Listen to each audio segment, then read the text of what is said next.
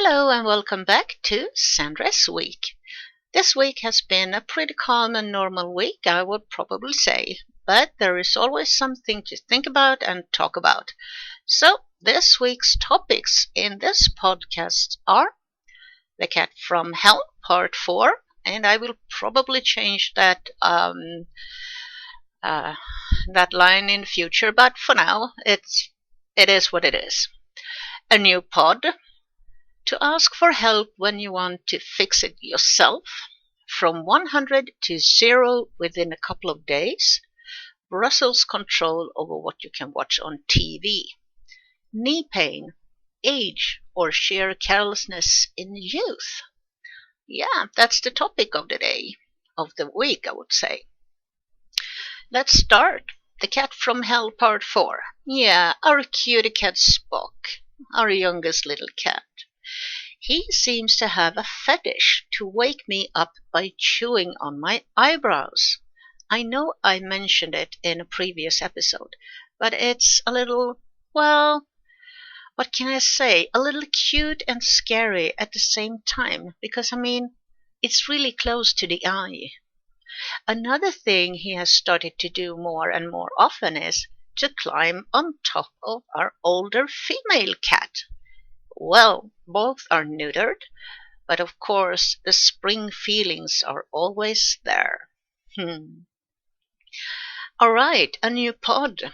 Well, I've added a new pod this week that's more niched than this one is.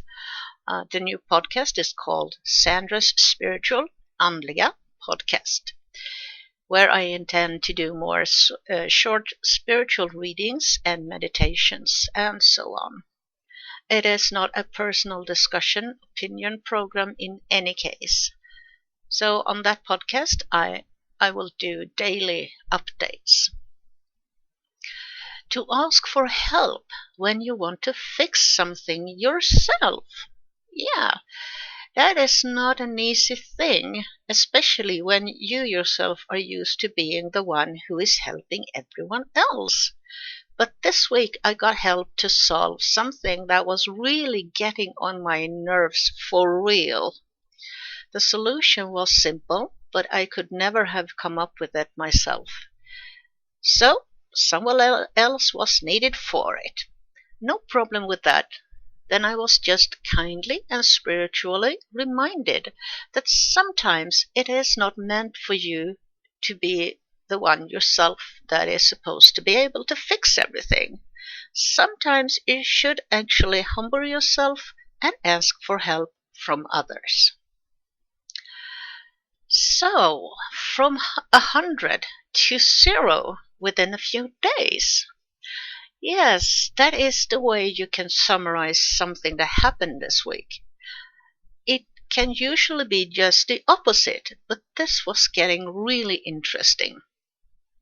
At first, completely without warning, it was on the verge that we would drive two different friends' animals to different veterinarians for different reasons, possibly the same day, while we would keep the flea market open.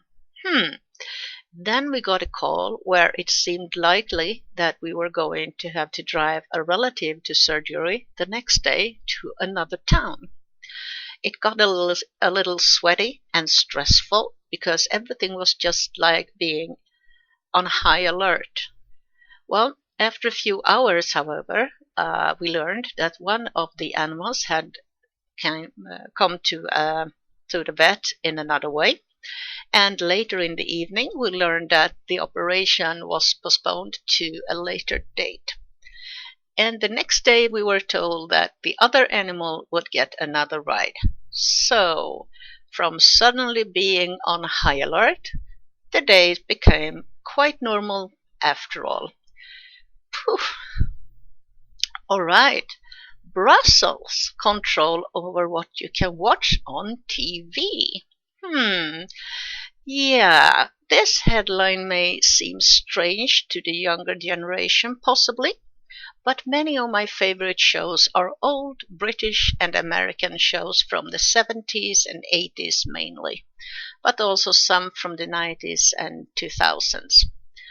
It bothers me quite a lot that some politicians in the EU are sitting and enacting laws that in principle make it impossible for an ordinary honest citizen to watch their old favorite programs just because there is no agreement between the EU and, for instance, the US about broadcasting rights.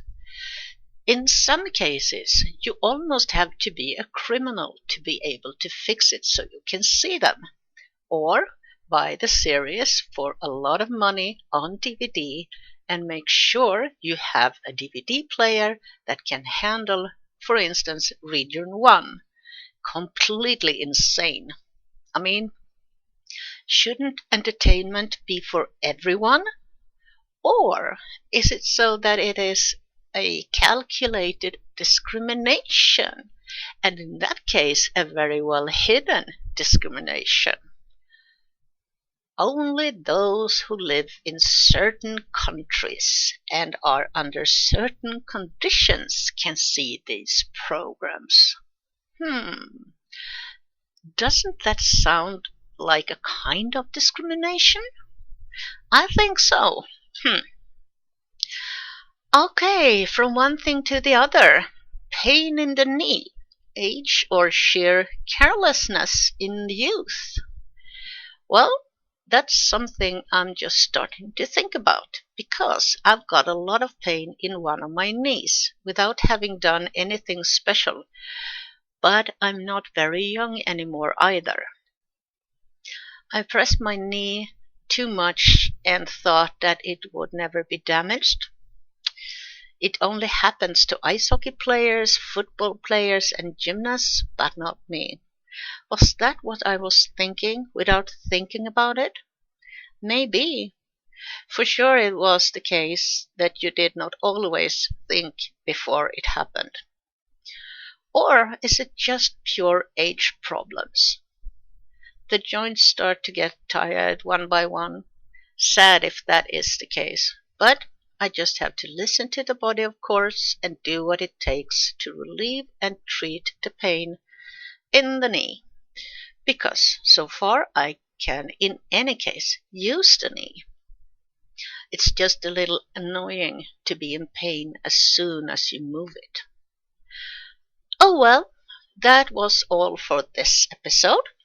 Thank you for listening, and hopefully you will tune in again in the next episode of Sandras Week.